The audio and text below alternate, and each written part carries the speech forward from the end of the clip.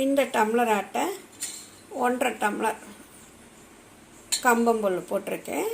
அப்புறம் 1.5 டம்ளர் பாசிப்பயிர் போட்டிருக்கேன். நல்லா 1 ஸ்பூன் வெந்தயம், 1/2 டம்ளர் உளுந்து. இதுதான்.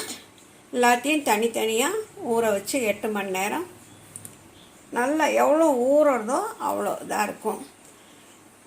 கிரைண்டர்லேயே கம்பையும் பாசிப்பயிரையும் போட்டு அரைச்சிட்டு அதுக்கப்புறம் வெந்தயத்தையும் உளுந்தையும் போட்டு அரைக்கலாம். மிக்ஸி கப்புலையும் அரைக்கலாம். அரைச்சி உப்பு போடாமல் மாவை அப்படியே கலந்து வச்சிடணும்.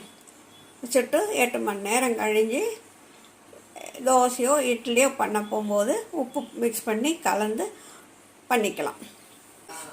மாவு நல்லா பொங்கி இருக்கு பாருங்க.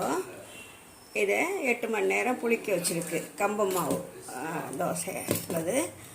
இது தோசை பண்ண வேண்டியதுதான்.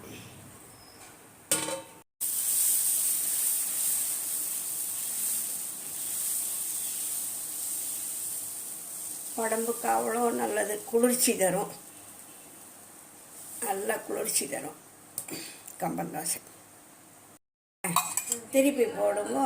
எடுத்துட்டு எடுக்கும் போது